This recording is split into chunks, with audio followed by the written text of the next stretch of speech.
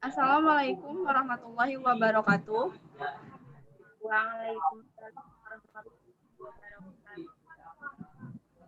Yang terhormat kepada Bapak Dr. Ivan Ahmad Gufron, selaku dosen mata kuliah Filsafat Umum dan semua teman-teman seperjuangan yang ada di kelas B.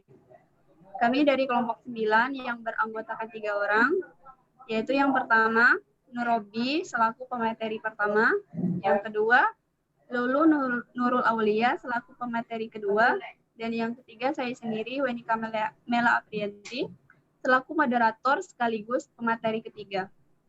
Di sini kami akan memaparkan materi yang berjudul logika, dan untuk susunan acara pada sore hari ini yaitu yang pertama pembukaan, yang kedua pemaparan materi, dan yang ketiga penutup. Baiklah, untuk mempersingkat waktu, mari kita buka presentasi pada sore hari ini dengan mengucap lafaz basmalah. Bismillahirrahmanirrahim. Baiklah, selanjutnya kita masuk ke dalam acara yang pertama yaitu pemaparan materi. Kedua yaitu pemaparan materi. Berikut materi pertama yang akan disampaikan oleh Saudara Nurobi. Kepada Saudara Nurobi, dipersilahkan. Baik, terima kasih moderator untuk waktu dan kesempatannya. Di sini saya akan memaparkan materi mengenai logika. Logika berasal dari bahasa Latin, yaitu logos, yang berarti perkataan. Istilah logos secara etimologis sebenarnya diturunkan dari sifat logis, pikiran atau kata. Istilah mantik dalam bahasa Arab berasal dari kata matako, yang berarti berkata atau berucap. Istilah dari logika dilihat dari segi etimologis berasal dari kata Yunani logos yang digunakan dengan beberapa arti seperti ucapan, bahasa, kata, pengertian, pikiran, akal budi, dan ilmu. Dari kata logos kemudian diturunkan kata sifat yaitu logis yang sudah sangat sering terdengar dalam percakapan kita sehari-hari.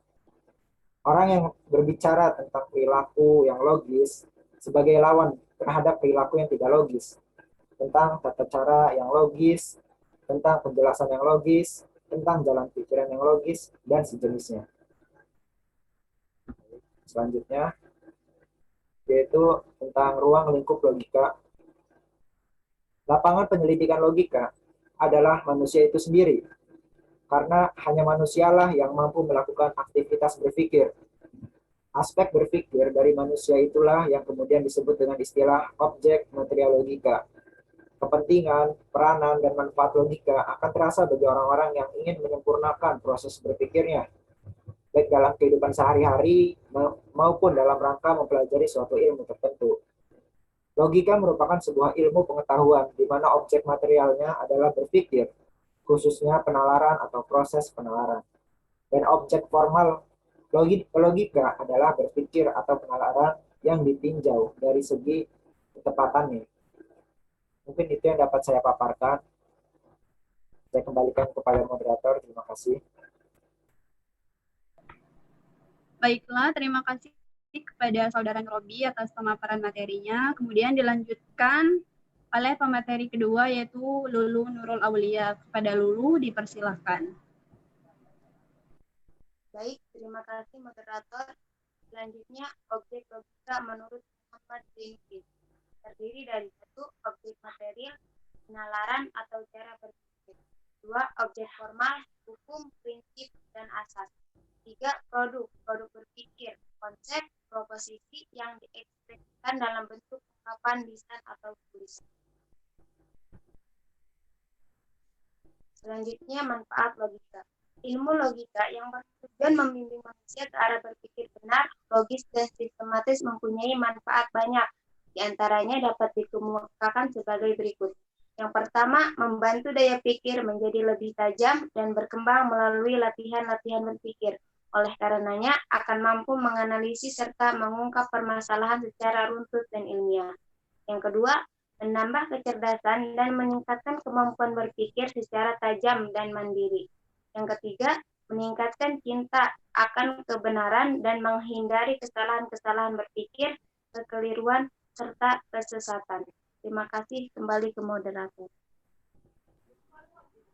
Baiklah, terima kasih kepada Saudari Lulu Aulia atas pemaparannya. Dan materi ketiga akan disampaikan oleh saya sendiri.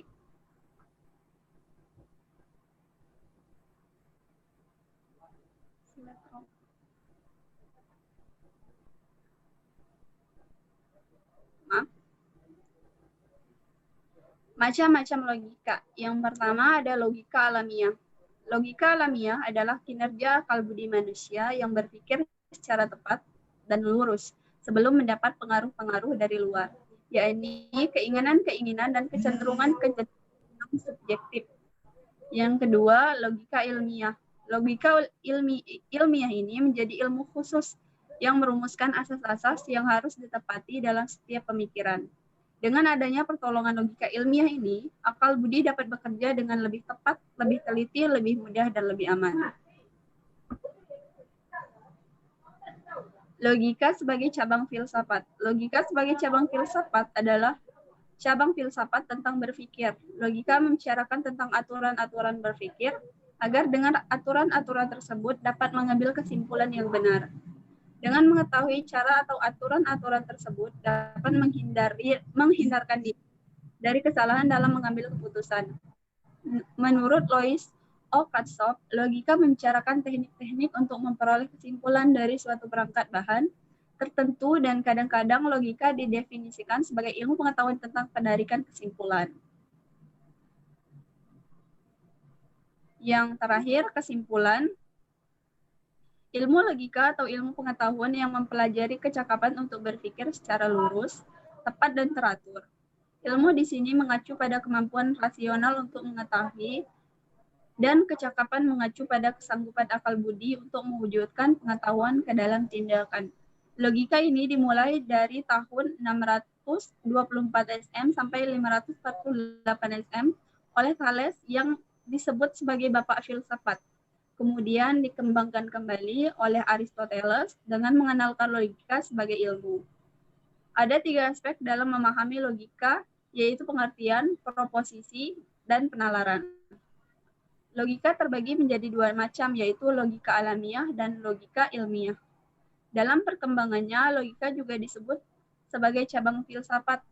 Logika sangat berguna bagi kehidupan manusia untuk berpikir lurus, efisien, tepat, dan teratur demi mendapatkan kebenaran dan menghindari kekeliruan. Telah selesai sudah semua pemaparan materi serta kesimpulan dari kelompok kami.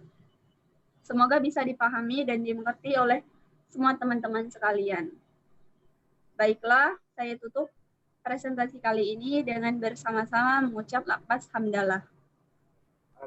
Alhamdulillahirabbil alamin. Dengan demikian presentasi yang bisa kami sampaikan. Terima kasih atas perhatiannya. Saya akhiri. Wassalamualaikum warahmatullahi wabarakatuh. Waalaikumsalam warahmatullahi wabarakatuh.